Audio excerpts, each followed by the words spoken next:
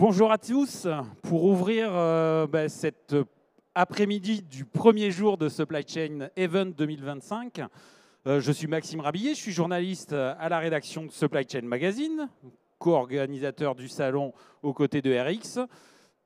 Je ne vais pas prendre plus de temps. Il y a beaucoup de choses à livrer dans le témoignage qui va nous occuper pendant 45 minutes. Un témoignage dont je vais vous lire tout bonnement le titre.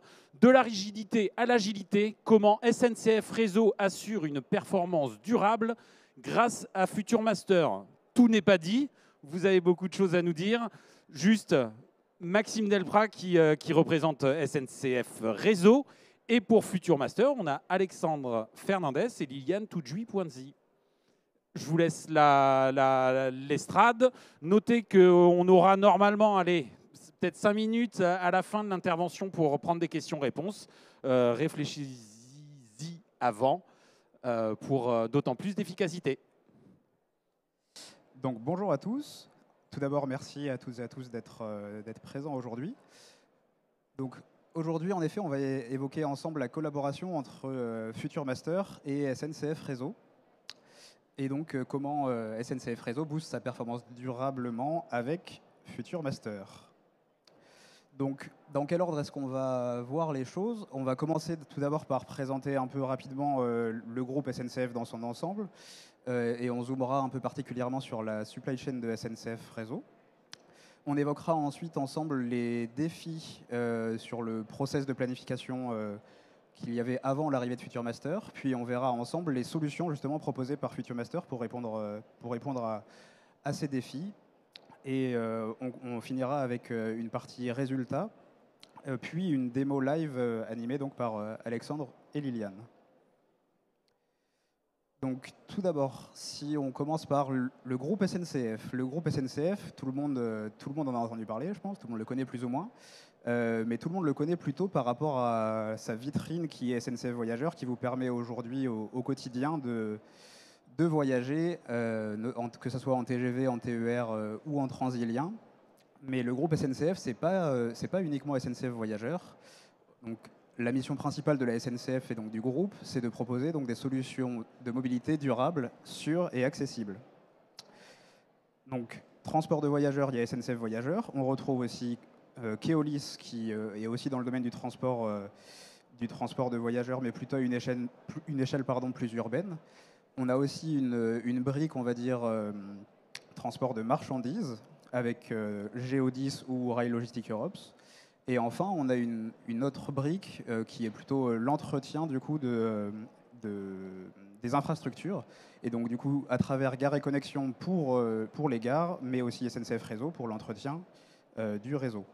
Donc quand on parle, je vais faire un petit zoom du coup sur SNCF Réseau. Quand on parle de l'entretien du réseau, c'est à la fois le maintien en condition des voies qui sont utilisées pour la circulation de tous les trains, mais ça va être aussi des chantiers d'investissement, donc de construction ou de gros renouvellement, on va dire, de voies. Et donc du coup, la supply chain de SNCF Réseau, elle permet tout simplement d'approvisionner tous ces chantiers, que ce soit des chantiers donc, de maintenance ou donc on dit d'investissement. Donc du coup, l'idée de cette supply chain, c'est de répondre et d'amener toutes les matières aux chantiers de maintenance et d'investissement. La supply chain de SNCF Réseau, du coup, qu'est-ce qu'elle a de particulier? Quand on regarde le schéma qu'il y a en bas à gauche, il est plutôt classique. On part des fournisseurs jusqu'aux clients, mais il y a quand même quelques particularités puisque les clients de cette supply chain, c'est SNCF Réseau directement, puisque ces chantiers-là, c'est SNCF Réseau qui les fait. On a aussi une autre particularité qui va être de la diversité des matières qui est transportée tout simplement, puisqu'on fournit les chantiers à la fois en visserie, donc des pièces vraiment toutes petites, mais on peut approvisionner également des matières qu'on appelle dimensionnantes, donc ça peut être par exemple un long rail soudé qui fait 432 mètres, donc du coup forcément en termes de logistique ça amène un certain niveau de complexité énorme et qui n'est pas forcément très courant dans l'industrie de manière générale. Et donc du coup cette complexité qui est au niveau du transport, on peut aussi la retrouver au travers au travers nos usines qui, du coup, sont chacune responsables. On voit sur la carte de France qu'elles sont réparties un peu partout. Et chacune de ces usines, chacun de ces EIV, établissements industriels de la voie, a une spécialité. Donc il y en a un, par exemple, qui va être spécialisé dans la réalisation de traverses en bois, un autre justement sur le rail que j'évoquais tout à l'heure. Donc chacun d'entre eux va avoir sa propre spécificité. Et donc du coup, la devise de notre supply chain, c'est d'avoir une supply chain intégrée de bout en bout au service des chantiers et engagée dans une démarche durable. Donc la SNCF, du coup, est très engagée sur tout ce qui touche à l'environnement. Et donc la supply chain ne déroge pas à cette règle-là. On a aussi beaucoup de flux de reversement qui vont, donc de retour de matière, qui vont revenir des chantiers jusqu'à nos établissements pour favoriser l'économie circulaire et chercher à plutôt encourager de réparer une pièce ou de chercher à revaloriser une pièce plutôt que d'en acheter une nouvelle. Comme ça ça fait des gains forcément économiques, mais aussi écologiques avec l'économie circulaire. On va maintenant du coup passer un peu plus sur la partie planification. Donc du coup, le process de planification qu'il y avait au sein de cette supply chain, il y avait certains défis du coup avant le lancement de ce projet. Donc ce projet, c'est la mise en place du coup de l'outil FutureMaster sur le module supply planning. Donc on parle bien de planification et pas forcément de demande. Quelles sont les contraintes autour de cette supply chain? La première contrainte, c'est sa dimension. C'est le réseau ferré national, il est national, très grand. Et donc du coup, il y a forcément un nombre d'articles gérés extrêmement grand pour un nombre de chantiers extrêmement divers, répartis partout en France. Donc c'est la dimension de cette supply chain et l'impact national est forcément une contrainte assez forte. Et une autre contrainte assez forte qui est précisée ici, c'est le fait que les chantiers ferroviaires utilisent souvent de l'argent public. Du coup, qui dit argent public dit forcément exposé aussi à un certain contexte politique. Donc on a parfois des décalages fréquents de chantiers ou des annulations de chantiers qui vont avoir un fort impact du coup sur cette supply chain, puisque avec une demande qui varie énormément, la planification est forcément beaucoup plus compliquée. Donc sur l'aspect logistique maintenant, donc, la complexité du réseau, c'est ce que je viens d'évoquer. On a aussi, de par cette dimension qui est très importante, on va avoir aussi des contraintes au niveau de l'approvisionnement, puisque on a des volumes tellement importants que parfois un fournisseur ne sait pas répondre à la totalité de nos besoins. Donc du coup, on va passer des contrats avec plusieurs fournisseurs sur lesquels on va s'engager à contractuellement répartir nos volumes d'achat auprès de ces différents fournisseurs. Et donc du coup, on le verra plus tard, mais c'était une contrainte qui historiquement n'était pas gérée dans notre ancien outil et qui maintenant est beaucoup mieux gérée via FutureMaster. Et donc tout ça faisait aussi qu'on pouvait retrouver des stocks parfois trop élevés, notamment liés à la variation de la demande, etc. Donc si maintenant on passe sur la partie process autour de la planification, on avait le principal point sur cette slide, c'est l'hétérogénéité des pratiques. Excusez-moi. Donc il faut savoir qu'on avait assez peu de standards. On avait un peu une méthode de planification par planificateur. Donc manque de standards. Qui dit manque de standards dit aussi manque de pilotage, ou pilotage beaucoup plus compliqué, puisque sans avoir de règles définies, on sait difficilement mesurer est-ce que la planification est bien faite ou pas, et donc on ne sait pas forcément très bien piloter le niveau de nos stocks. Et donc du coup, à travers ce changement d'outil, on en a profité aussi donc, pour retravailler tout ce process-là et apporter un cadre autour de tout ça. Et donc enfin, le dernier défi, le dernier point bloquant, on va dire, quand on a fait l'état de l'art avant de lancer ce projet, c'est que l'outil existant était insuffisant. Il date d'un certain nombre d'années, il est un peu vieux. Il datait du coup. Et en fait, il permettait très difficilement d'avoir une vision agrégée pour pouvoir vraiment comprendre où se situe l'article que je suis en train de regarder dans l'ensemble de la chaîne. Est-ce que c'est un composant? Est-ce que c'est un produit fabriqué, acheté? Si oui, auprès de quel fournisseur, etc. etc. On avait beaucoup de mal à avoir cette vision d'ensemble-là. Et le fait de ne pas avoir cette vision d'ensemble-là faisait qu'on avait un regard difficilement critique envers ce que proposait l'outil. Et en fait, du coup, les planificateurs avaient beaucoup pour habitude de retoucher manuellement les propositions et donc de ne pas leur faire confiance, ce qui fait forcément perdre beaucoup de temps au quotidien.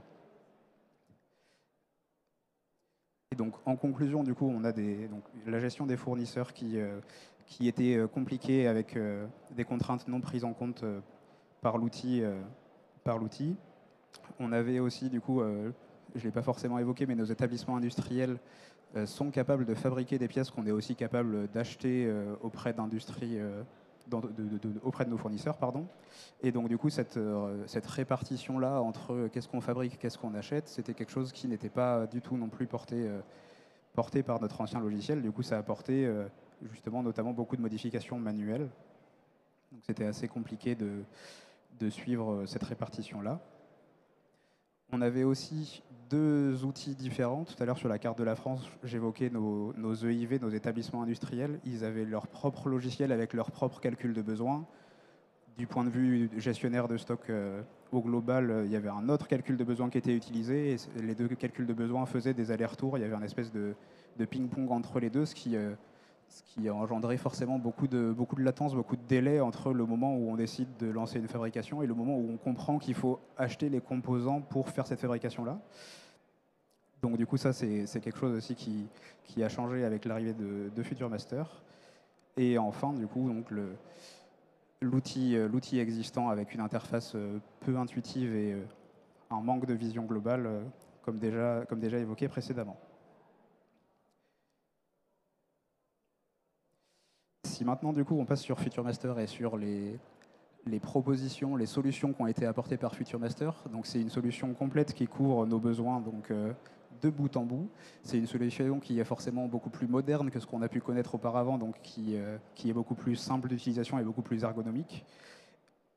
Et c'est aussi un outil qui est très flexible, donc qu'on a pu personnaliser par rapport à justement toutes les spécificités que j'évoquais tout à l'heure. On peut vraiment, on a pu adapter l'outil à nos process tout en cherchant à les standardiser auparavant, mais certains process spécifiques ont pu bien être imbriqués, on va dire, dans l'outil, puisqu'il est très flexible.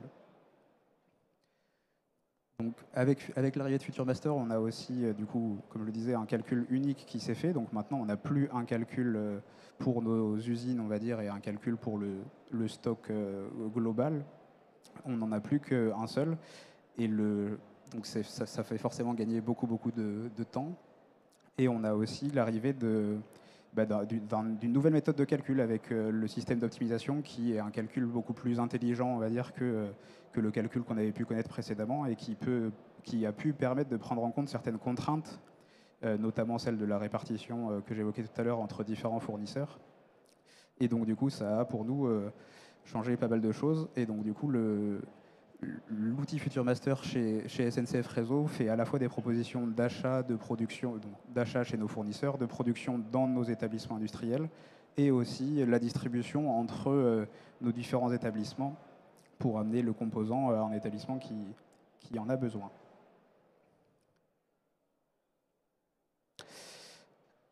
Donc, comme je l'évoquais tout à l'heure, on a eu un des principaux points d'amélioration, c'est cette vision complète. Donc, dans l'ancien outil, on était obligé d'aller chercher l'information à travers de nombreux écrans, ce qui rendait l'analyse assez compliquée. Maintenant, on a avec un écran que Liliane et Alexandre vous montreront tout à l'heure, on a vraiment une vision globale pour tout de suite comprendre comment sont liées toutes nos usines entre elles pour cet article-là, quels composants il utilise, dans quelle production il peut être utilisé aussi. Donc cet outil-là d'analyse, on le verra, est super intéressant du point de vue du planificateur. Et donc du coup, on a à la fois cette vision complète qui permet d'analyser des cas complexes et à la fois des cas, pour les cas simples, des possibilités de valider de manière groupée des propositions, ce qui fait là aussi gagner beaucoup de temps. Dans notre ancien outil, il fallait faire plusieurs clics pour valider un achat de boîte de vis qui ne vaut pas grand-chose. Là, maintenant, aujourd'hui, potentiellement, si le paramétrage est fiabilisé, on peut valider en un clic des dizaines ou même des centaines de propositions d'un coup. Donc du coup, pour nos planificateurs, ça a été une révolution. En termes de pilotage pour les managers aussi, ça faisait partie des points bloquants nos managers, je l'ai évoqué tout à l'heure, par manque de standards et manque d'accès aux données aussi, le pilotage des actions effectuées par les planificateurs était assez complexe. Et donc du coup, avec FutureMaster, on a développé des possibilités pour eux tout simplement de suivre en direct les validations qui sont effectuées par leur planificateur et avec à disposition tout un tas d'indicateurs pour orienter les managers en leur disant est-ce que ça a l'air d'être plutôt une validation correcte par rapport aux standards qui ont été définis, ou est-ce qu'on commence à un peu sortir des limites imposées, on va dire, et auquel cas ils peuvent contacter leur planificateur pour essayer de comprendre pourquoi ils ont fait ces actions-là. Il y a parfois des raisons légitimes, bien sûr, mais en tout cas, voilà, donc les managers ont maintenant accès à toutes ces données-là pour leur permettre de mieux suivre au quotidien le travail effectué par tous leurs planificateurs.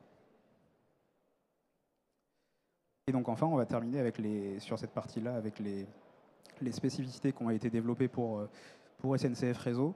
Donc le premier, tout à gauche, je pense que c'est quelque chose d'assez courant dans l'industrie, mais on a des contrats avec nos fournisseurs où plus on commande de pièces, moins on paye, plus le coût unitaire diminue. Et donc du coup, c'est quelque chose qu'on a implémenté dans FutureMaster pour avoir des alertes qui nous proposent de commander quelques pièces de plus pour, au global, économiser en coût unitaire.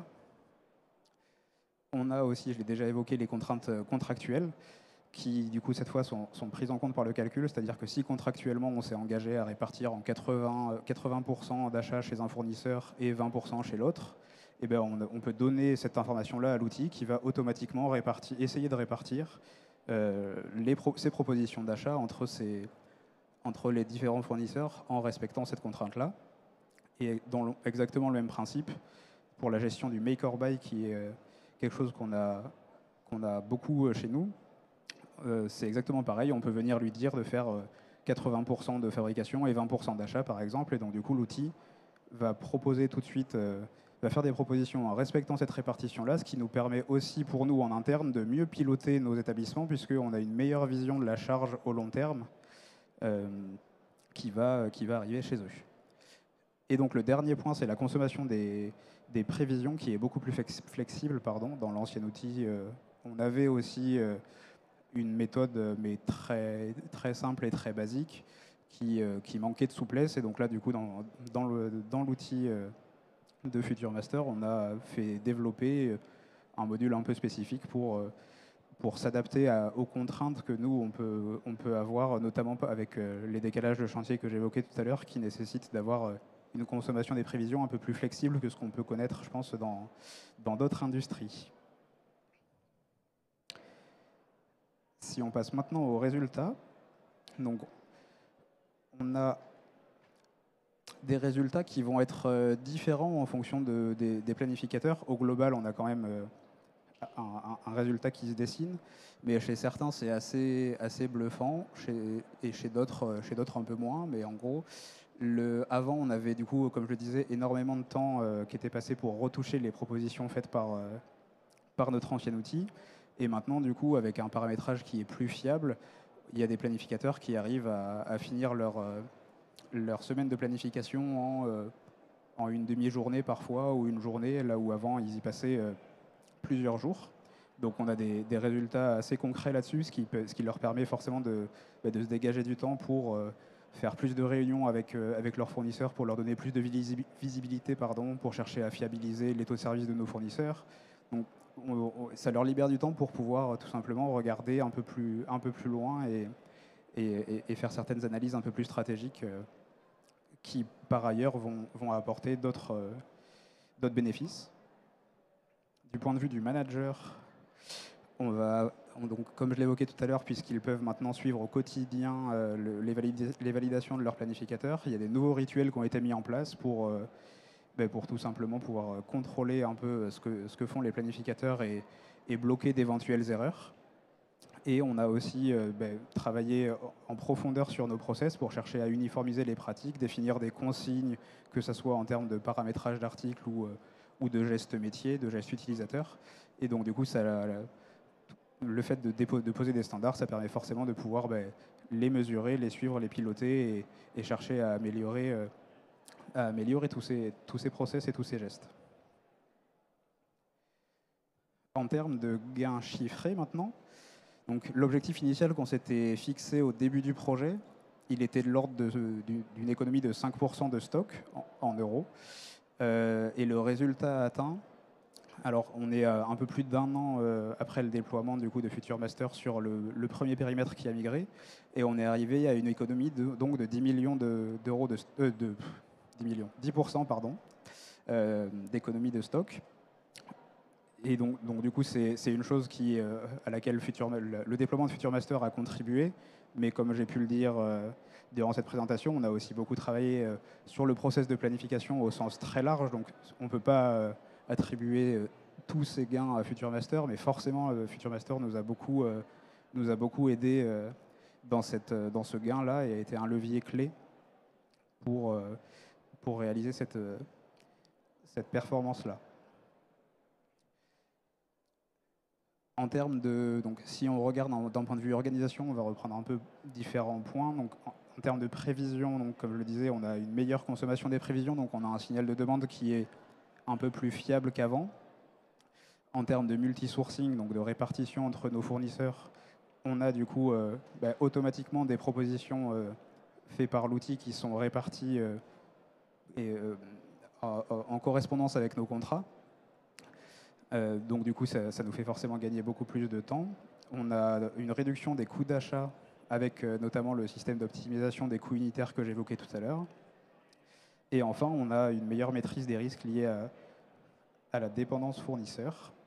Donc en termes d'indicateurs, donc, comme je l'évoquais tout à l'heure, on a une visibilité en temps réel du coup sur la performance, sur les gestes qui ont été faits par nos planificateurs. On a des alertes proactives qui nous remontent pour détecter d'éventuels surstocks qui pourraient arriver, d'éventuelles pénuries d'articles.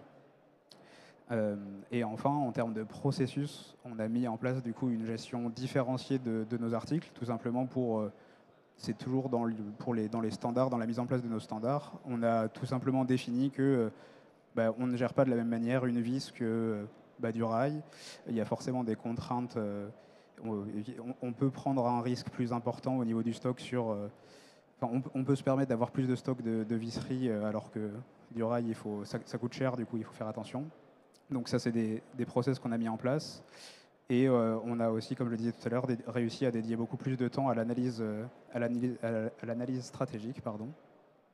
Et enfin, le dernier point qui est quand même un peu important, c'est que au début du projet, le scope qui était censé migrer et basculer dans l'outil Future Master était un scope restreint, on va dire. C'était pas toutes nos matières qui devaient basculer dans Future Master.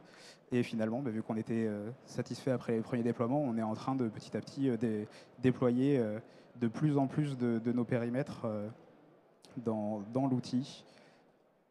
Donc voilà. Et donc du coup, maintenant, je vais pouvoir passer la main à Alexandre et Liliane pour la partie démonstration.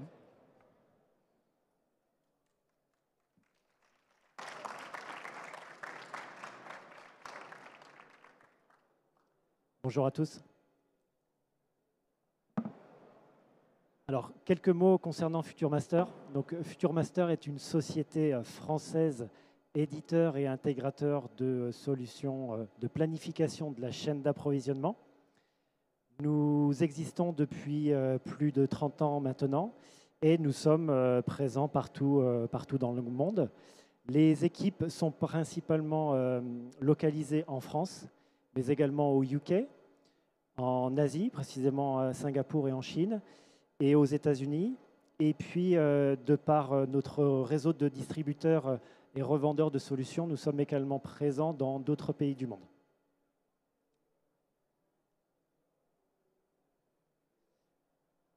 Quelques mots sur la solution que nous proposons. Donc, la solution Bloom de Future Master est une solution qui couvre l'intégralité des sujets de la planification, en partant de la prévision des ventes, mais jusqu'au plan d'approvisionnement fournisseur, en passant par des sujets de production, d'ordonnancement et puis de déploiement de stock dans un réseau de distribution.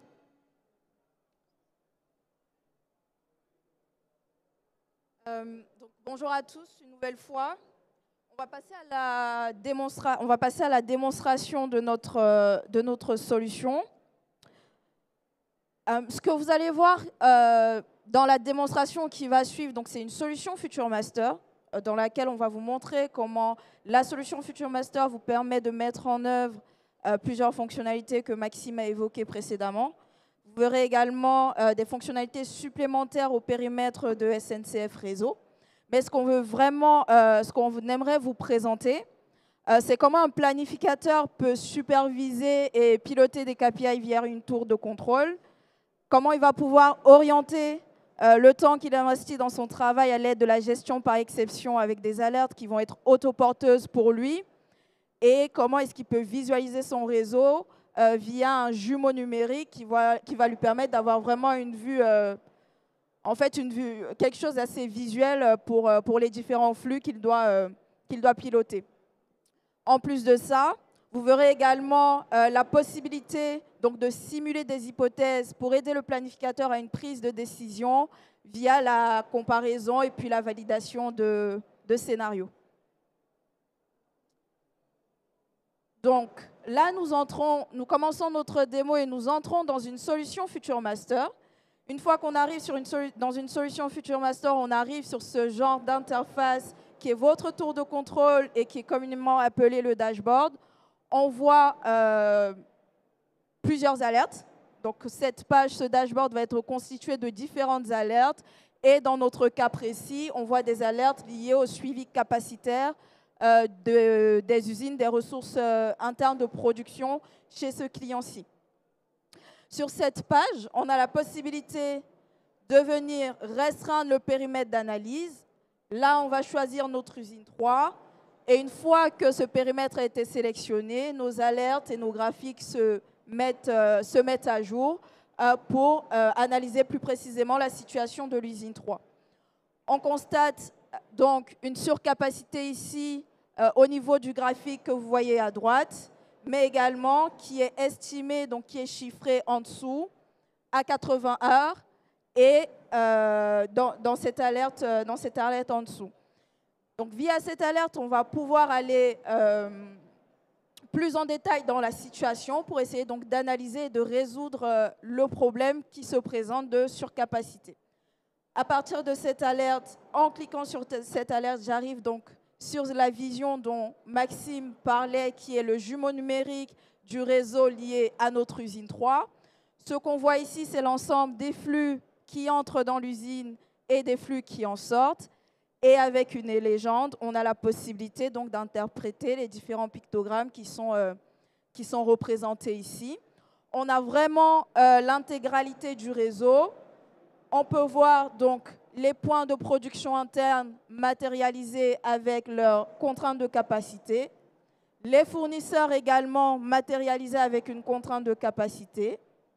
Ces fournisseurs vont pouvoir approvisionner des composants pour les besoins des usines, lesquels composants vont passer donc dans des opérations de production en usine pour nous donner ici des semi-finis qui eux-mêmes, à la suite d'autres opérations de production, nous donneront des produits finis qui finalement seront dispatchés sur les plateformes de distribution.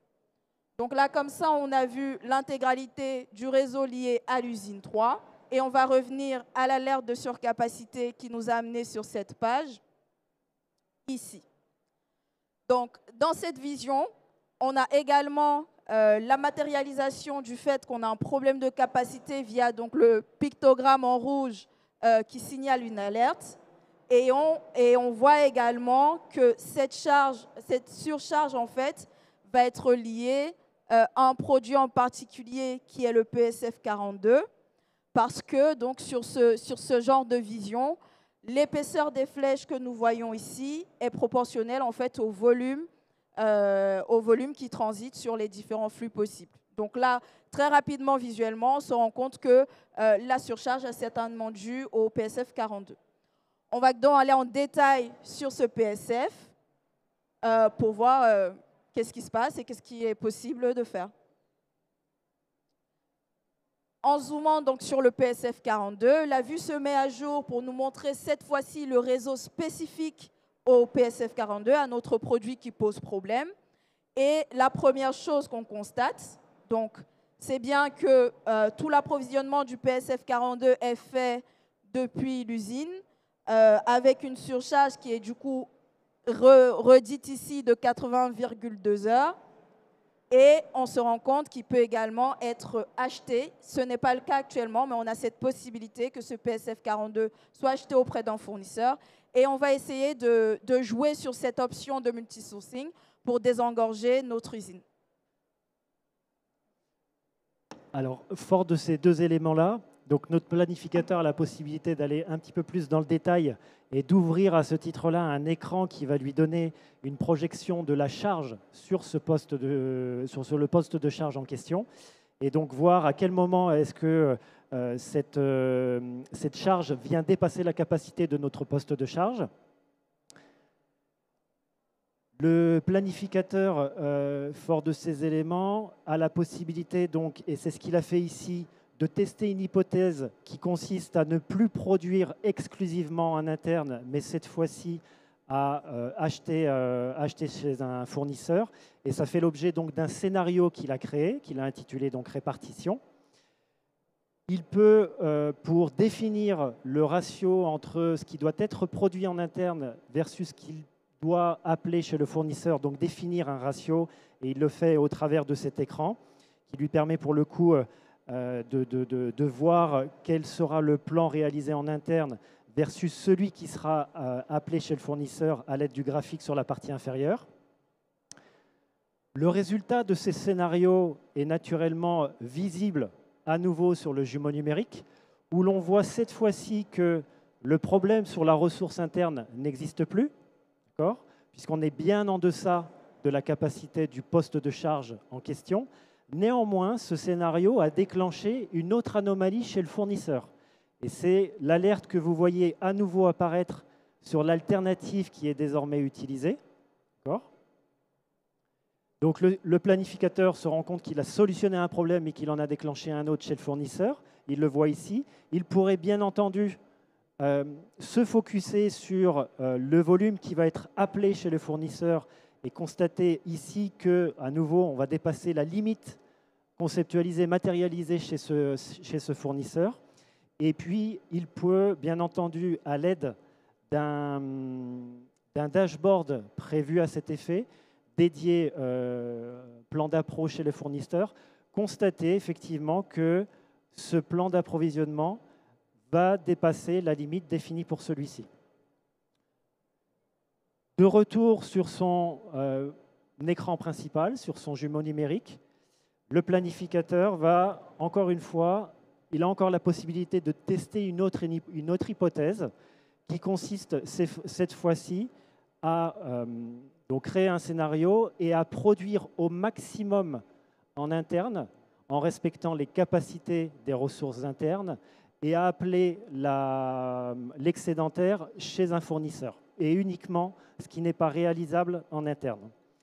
Donc, il crée son scénario, il décrit son hypothèse, et à l'aide de cet écran, le planificateur a la main sur les paramètres qu'il souhaite appliquer, sur la nature du calcul qu'il souhaite obtenir. Et en l'occurrence, ici, notre planificateur va donc indiquer au système qu'il souhaite que la capacité des postes de charge en interne soit considérée et respectée. Il pourrait, s'il le souhaite, indiquer au système de prendre en considération la disponibilité des composants dans le calcul du plan. Il pourrait également lui demander de rechercher d'autres postes de charge de sorte à venir prêter main forte pour le coup à absorber une partie de la charge de ce poste de charge incriminé. Et puis surtout, ce qui va nous intéresser ici, c'est de recourir au fournisseur, de recourir à de l'achat uniquement si en interne, ça n'est pas possible. Et le résultat est affiché toujours sur son écran principal, où l'on voit donc ici deux choses. La première, c'est que cette stratégie, ce scénario, montre bien que, premièrement, le système a respecté la capacité du poste de charge et que, deuxièmement, le système a appliqué des règles d'anticipation dans la mesure du possible. On voit que le système, peu avant la période 2028, cherche à anticiper et à produire dans la mesure du possible. Et puis, il peut vérifier également le volume qui va être appelé chez le fournisseur. Et là, il constate que le volume qui est appelé chez le fournisseur durant cette période de 2028 ne dépasse pas la limite définie pour celui-ci. Il peut bien entendu également ici constater le plan d'une manière globale sur l'intégralité de l'horizon de ce qui sera réalisé en interne versus de ce qui sera appelé chez le fournisseur.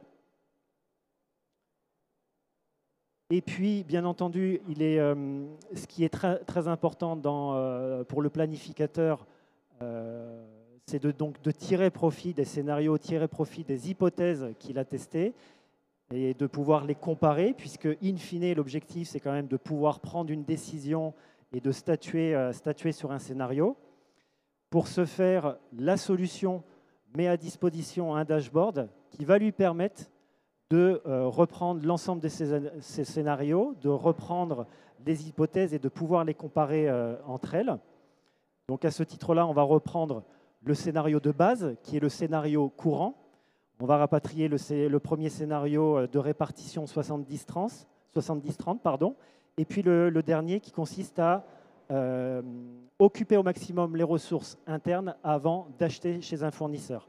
Donc ces scénarios, on va pouvoir les comparer selon n'importe quel indicateur, ici en termes de taux de service, de coût de production ou encore de chiffre d'affaires escompté pour chacun de ces scénarios, soit sous la forme d'une grille, soit sous la forme graphique, qui permet d'avoir un visuel complémentaire à l'analyse. Et fort de tous ces éléments, notre planificateur va être en mesure de pouvoir sélectionner un scénario, de pouvoir prendre une décision et de décider quel sera le scénario qui désormais doit être considéré comme le scénario référent, le scénario nominal.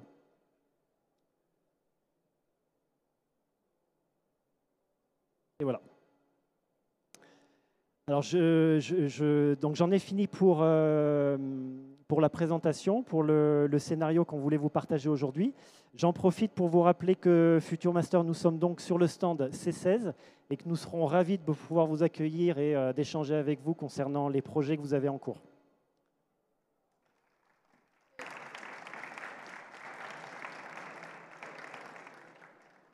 Merci. Comme annoncé, on a effectivement 5 minutes pour répondre à des questions-réponses. Alors, je doute que ça soit un concurrent direct de SNCF Réseau qui s'intéresse, parce que des réseaux ferrés, il n'y en a pas beaucoup sur le territoire national. Est-ce qu'une question vous vient naturellement? Moi, j'en ai toujours une. Notamment sur le côté, comment vous êtes rencontrés. On parle d'un projet qui est en cours, qui a été lancé il y a 2 ans, 18 mois, 3 ans. Voilà, c'est vrai que ça nous intéresse toujours un petit peu ce côté vie des projets. Alors le projet, du coup, SNCF Réseau, donc c'est de l'argent public. Donc du coup, forcément, pour un projet de cette dimension, c'est forcément par appel d'offres.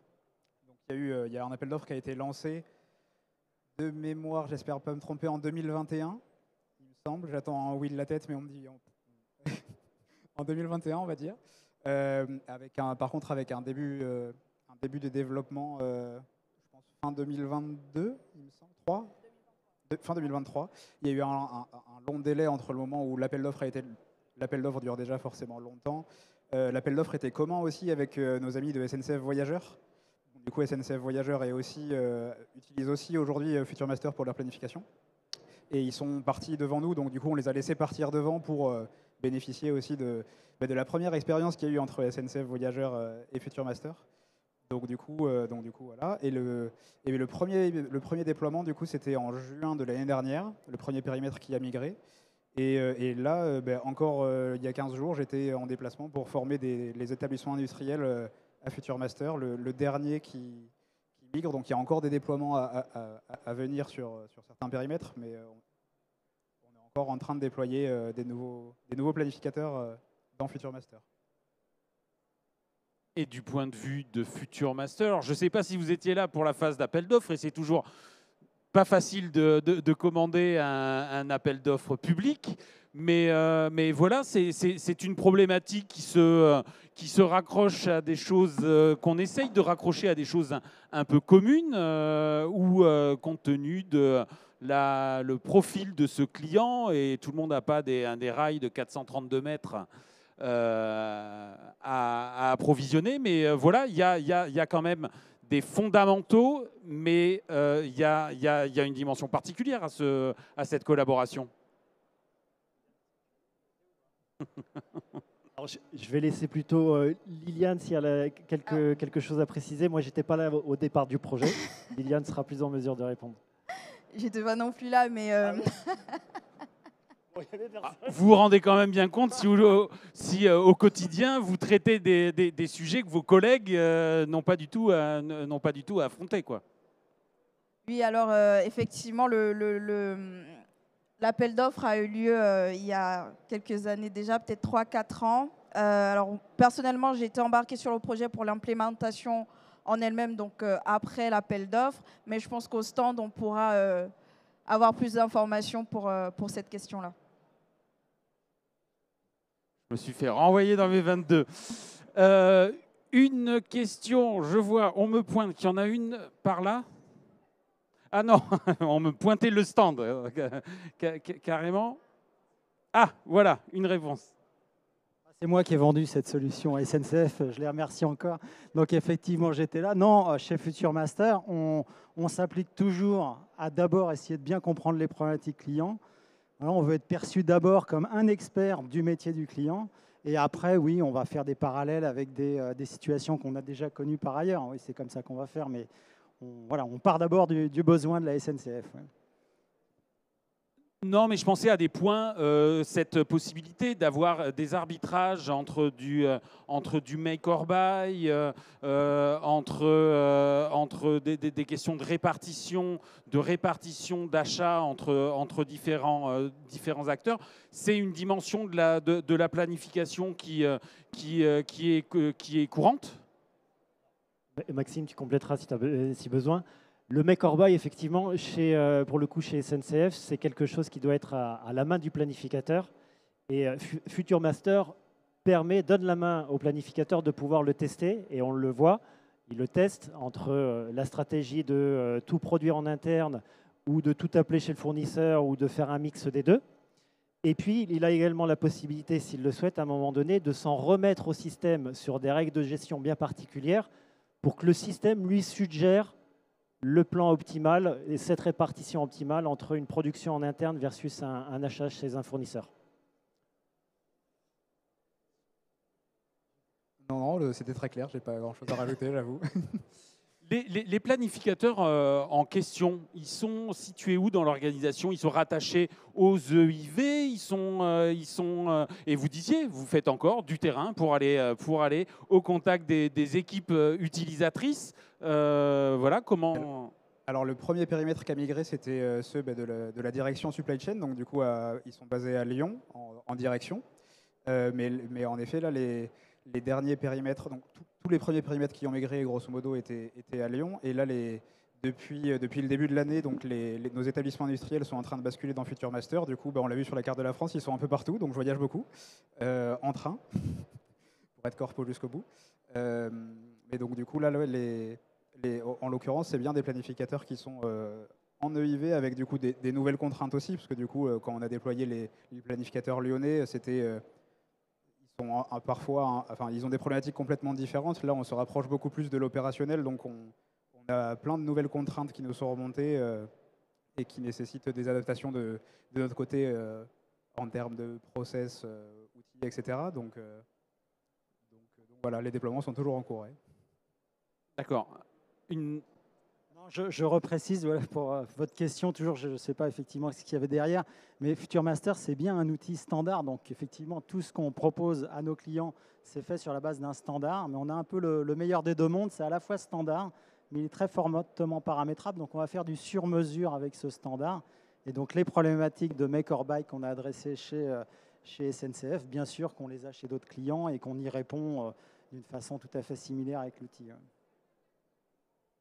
Peut-être une question de la salle. Moi, je vais rebondir sur un point que vous avez présenté au début, sur le fait qu'il y a des flux retour aussi à gérer, et comment ça s'intègre dans une planification. Est-ce que c'est le cas? C'est à la fois des matériels qui reviennent, à qui il faut trouver peut-être aussi une autre destination. C'est un stock qu'il va falloir à nouveau porter, et peut-être avec un attribut de stock un petit peu spécifique. Du moins, voilà, cette partie circulaire, comment on la retrouve, et est-ce qu'elle se retrouve dans l'utilisation de l'outil?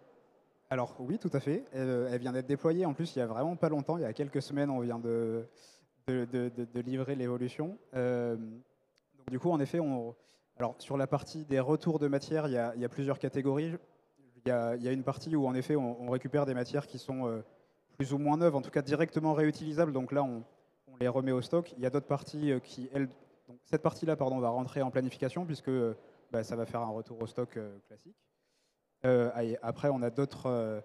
Dans la gestion des retours, il y a de la revalorisation où là, par contre, ça sort un peu du scope de la planification.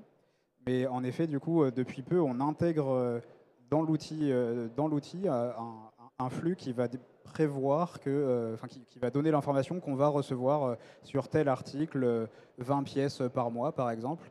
Et donc, du coup, l'outil va prendre en compte ces retours prévisionnels-là et donc, du coup, proposer d'acheter ou de fabriquer un peu moins pour avoir le juste niveau de stock.